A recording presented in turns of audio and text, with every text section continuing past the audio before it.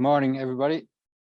I'm Seán, Balfe, as Richard said. So I work with NSAI, who are a notified body for the purpose of the construction, both the notified body and the technical assessment body under the construction product regulation. Okay, so the construction product regulation came into effect in Ireland in 2013, well, across Europe in 2013, and it sets out responsibilities of a number of what they call players across the various responsibilities and roles: market surveillance, notified bodies, importers, distributors, and so on. It came into effect in 2013. It was passed in 2011 and was introduced to clarify when and what for when CE marking is mandatory and what products it's mandatory for. It took over from the Construction Product Directive, and the purpose was to simplify the process of CE marking and improve credibility in the system, and to strengthen sustainability requirements. There was a new basic works requirement, we'll go through them later, that related to sustainability that hadn't been in the Construction Product Directive. And its primary purpose was to break down technical barriers to trade, not particularly to assist building control officers or specifiers or product users, but to facilitate trade across Europe. Yeah, it's the primary act, regulatory act in Europe, and we're discussing construction products. It lists the 7 basic requirements for the construction works, and products which meet the requirements of the construction product regulation are able to display the CE mark and be sold anywhere in the EU.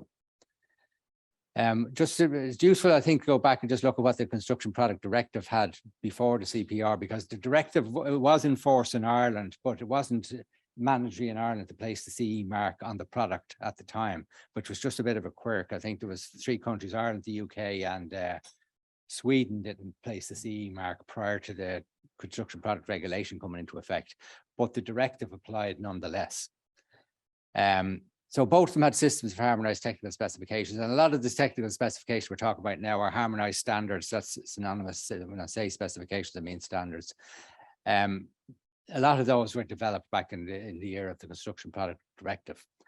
There's an agreed system of attestation of conformity and a framework of notified bodies and the CE mark and label. They're all that carried forward from the Construction Products Directive. So a lot of talk went on this morning about the Declaration of Performance. That's the essentially it's a document that's drawn up by the manufacturer, and the manufacturer takes sole responsibility for the information that's contained in the Declaration of Performance. It's not correct to say that the notified bodies or the NSAI or any other have certified the product. There's no, the manufacturer is responsible for the information in the Declaration of Performance, not the notified body. So that's compulsory when if you're placing a product on the market that falls under a harmonized standard or a European assessment document. There's a system of harmonized European standards, and we saw products there this morning that fall under these harmonized standards. European technical assessments, that's another route, the voluntary route. Of a manufacturer manufacturing a product that doesn't fall under a harmonized standard, they may opt to seek a European technical assessment. But it is voluntary to seek it, but once having sought it and the technical assessment is there, it then becomes mandatory that they have to CE mark the product. So you can't ignore it at that stage and decide not to run with the technical assessment. Once it's in place, it becomes as mandatory as the standard does. So the CPR sets out the obligations of the economic operators, the manufacturers, importers, distributors, etc.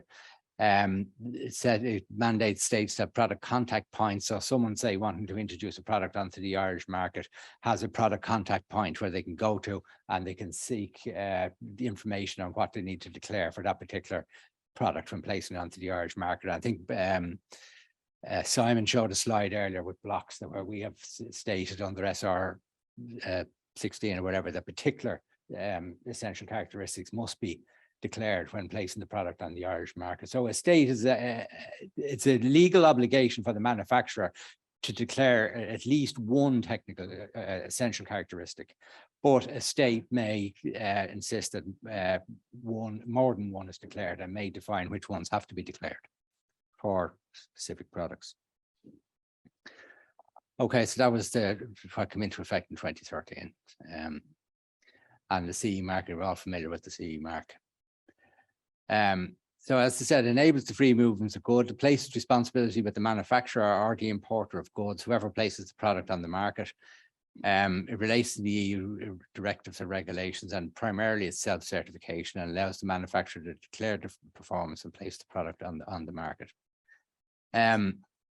It's not evidence of compliance in itself, it's a declaration by the manufacturer. And that's important because we see a lot of initially, we have a lot of specifiers specifying products on building works or whatever that accept the CE mark and the declaration of performance as evidence that the product complies with the requirements of the specification. And that's not necessarily so. I wouldn't suggest that you can abandon your goods inwards quality control systems on building sites on the basis of declarations of performances. It's a lot stronger than it had been, but I think you still, like if you're building a building with thousands of blocks, I'd suggest you do your quality control checks and goods inwards, the same as you would normally have carried out on sites here before the regulation went into place. It's not a quality mark. It doesn't prove compliance with the building regulations. And you can look at that with, I think blocks are a good example of that. EN 771-3 allows manufacturers to declare blocks on their System 2+ or System 4. Now, our Irish regulations, if you're constructing a building that's subject of the building regulations, it means you would then have to use blocks that's declared under System 2+, which is requires the intervention of a notified body. But if you're constructing other buildings where the regulations don't comply, like farm buildings or housing animals, things like that, garden walls, it's not necessary that you use a System 2+ block. So the System 4 block can be on the Irish market. There's nothing wrong with that. It just becomes an issue if you're going to use those to build buildings that are subject of the building regulations. And I say it doesn't necessarily indicate that the product satisfied any pass-fail criteria. Now, that was the direction of movement, if you like, when the construction product regulation came into place, was that harmonized standards would specify an agreed system of testing to declare essential characteristics. So a manufacturer has to carry out a test in a particular way, and then they declare the characteristic of the material when that test is carried out. There's no pass-fail criteria. It's up to the specifier then to determine, well, that declared characteristic meets the requirements that I want for the particular use that they're going to put it to. So again, like with blocks, if it's a 7 Newton block or 7.5 Newton block, it's up to the specifier to determine whether that's fit for the purpose that they want to use the block for, or whether they should go for a stronger block. So they're the various paths to the market. The straightforward one, I suppose, if there's a harmonized standard that relates to the product, the manufacturer then is a legal requirement that they draft the declaration of performance and CE mark the product. But there is a voluntary route as well if they want to have a European technical assessment. And I think the products on the Irish market that people might be more familiar with that would come under European technical assessments are fixing bolts like Hilti or UPAT. Those, they all have ETAs, or these fabricated joists, the metal web joists, they have ETAs as well. So there are others, but they don't fall under harmonized standards. But once the ETA is there, it's equivalent to a harmonized standard, as I said. Okay, so the harmonized standard and the ETA are at the center of all of this. If they're in place, then the product must be CE marked. And so the manufacturer can draw up his DOP. The specifiers can rely on the information in the DOP. I'm not saying they can't rely on it, despite having said that you shouldn't abandon your goods inwards checks. You are entitled to rely on the legal recourse to the manufacturer if the information is found to be incorrect. And there's notified bodies and technical assessment bodies there that can have various functions, which we'll go through now. So the system of attestation of verification of constancy performance was introduced this morning. Each harmonized standard or EAD will set out which one of these areas, which one of these AVCP systems the product falls under. So it's either System 1+ or 1. System 2 plus, System 3, or System 4. So don't ask me how they got to 1 plus, 2 plus. Seems to be a bit complicated there at the top, but anyway, they're the five different systems: 1 plus, 1, 2 plus, 3, and 4. And each one of those requires different levels of intervention from a notified body or product certification body or testing notified test laboratory. That's the 6 steps to CE marking for a manufacturer. Identify the directives and the HEN applicable to the product. Verify the essential characteristics, determine if a notified body is required, have the product tested, draft the declaration of performance, and affix the CE mark. So these, I suppose, mentioned the basic work requirements. These are the basic work requirements under the construction product regulation, and all the essential characteristics for a product will relate back to one of these basic work requirements. So mechanical resistance and stability, I think we you know, that's easy to see how that's relevant, and that's where you get block strengths and what have you, and strength and structural steel, those type of issues.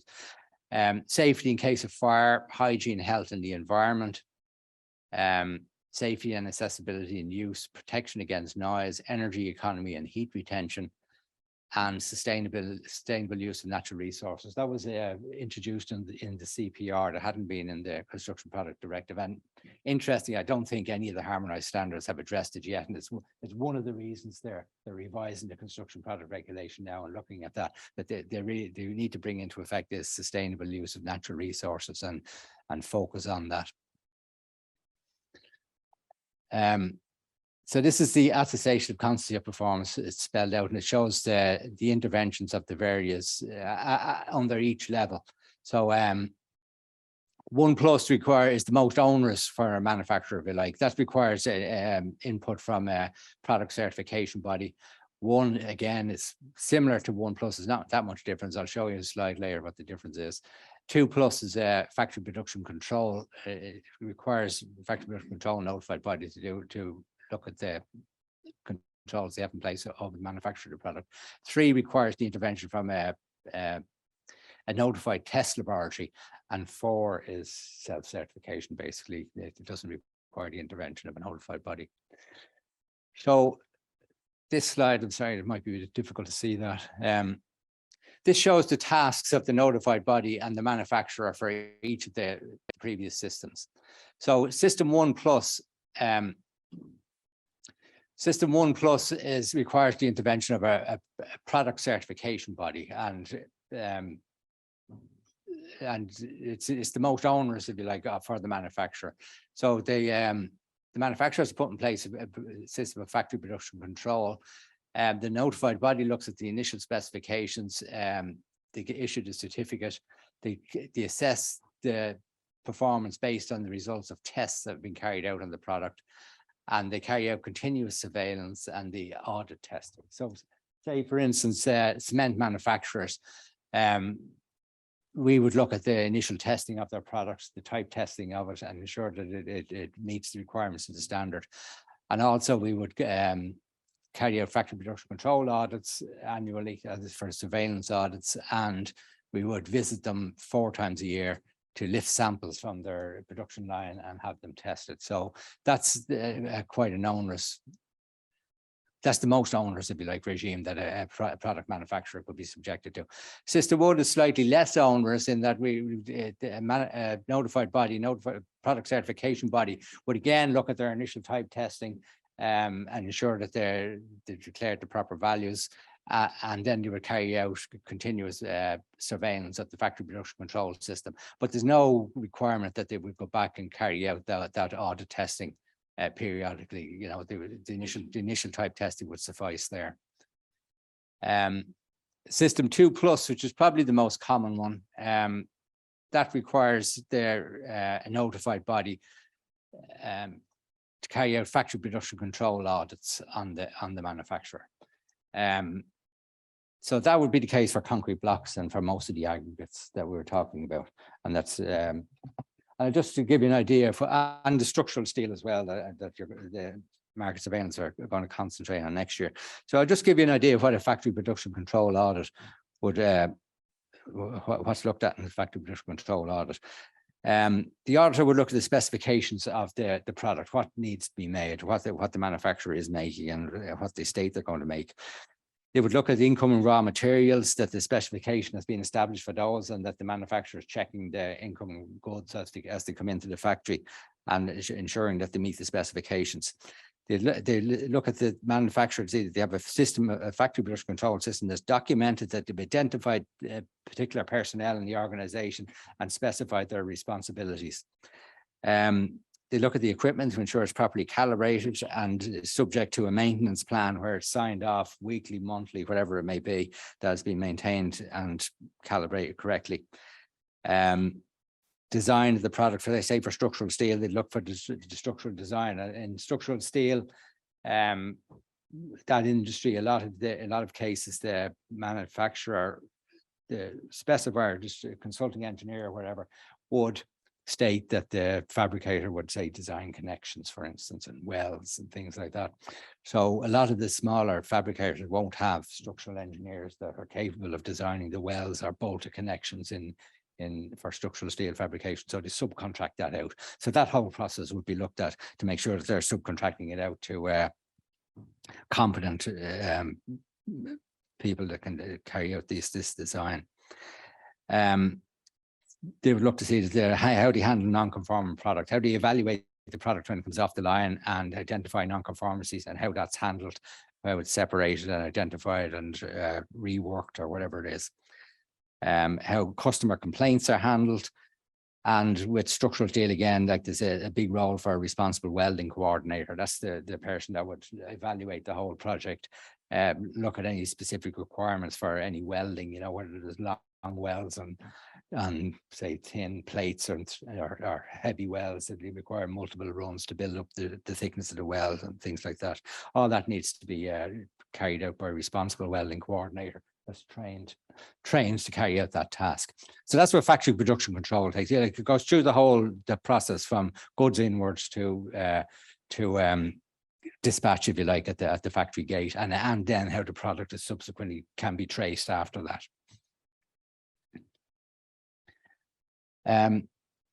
So the declaration of performance has to state the intended use of the products is a list of essential characteristics that are pertinent for the declared intended use.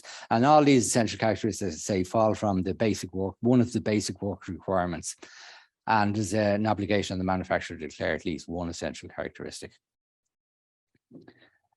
The DOP gives manufacturers an opportunity to deliver the information. They assume responsibility for the product, and the specifier makes a choice of the product based on the information in the DOP. So it all, like I'm going back to the manufacturer all the time, is the manufacturers taking responsibility for their own product when they place it on the market. So essentially, that's the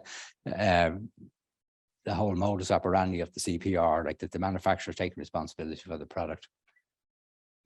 Or indeed, the importer or distributor haven't said that. They can take the responsibility of a manufacturer, like if a product's been manufactured outside the EU, for instance, or particularly now when after Brexit, there's importers and distributors of the products here in Ireland that have been manufactured in the UK, and they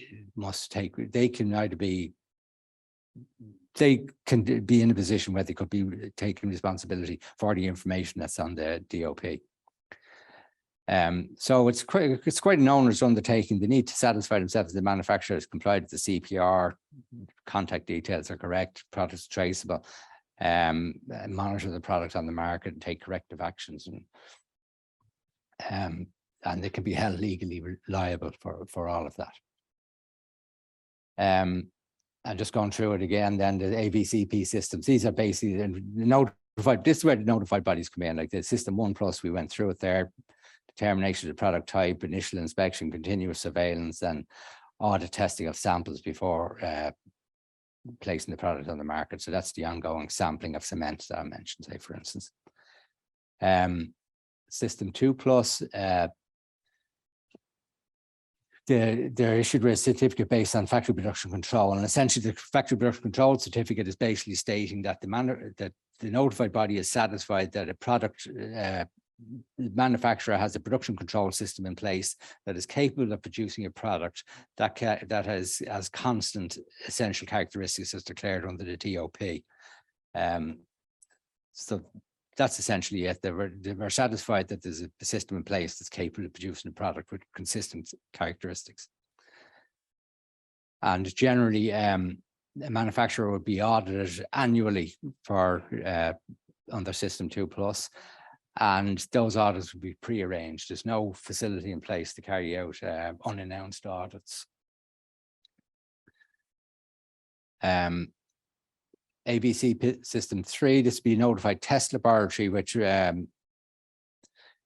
NSAI, we have no testing facilities, and this is this came up a lot over when Brexit was coming into effect. The European Union decided that all the test laboratories in England, the notified test laboratories for AVC System 3 products, were no longer satisfactory. And if anybody had a product that was declared under AVCP System 3, would have to get it tested in a notified laboratory, say in Europe. So it's interesting that that was only the case with AVCP 3 products. If we go back and look at System 1 products there, the product certification body does make a determination of product type on the basis of type testing, including sampling or type calculation, possibly, or tabulated values. But this type testing here, there's no requirement that that be carried out in a notified test laboratory. So it's up to the product certification body to satisfy themselves that the type testing was carried out in a laboratory that's accredited to carry out that type of test, but it doesn't have to be a notified test laboratory necessarily. So that was causing a lot of confusion in back when Brexit was an issue, and possibly still is an issue. But yeah, so that's a different, that may not be the same type of laboratory as the notified test laboratory identified there. The notified test laboratory must go through the notification procedure with the notifying authority that Simon spoke about earlier on. So factory production certification does not mean that the manufacturer is providing a superior construction product, or that the construction product itself is certified as meeting any particular requirements. It does not mean that the notified factory production control certification body is responsible for the conduct of the assessment of performance of the product and associated AVCP tasks, such as product testing, which are carried out by a manufacturer and forms the basis of the declaration. And it does not mean that the notified factory production control certification body has responsibility for the construction products, their performance, the declaration of performance, or the marking of construction products. So again, as I said, that it doesn't mean that the product has been certified. So that's it. We went through the CPR, CE marking responsibilities of the various players on the market, and that's it. Okay, thank you.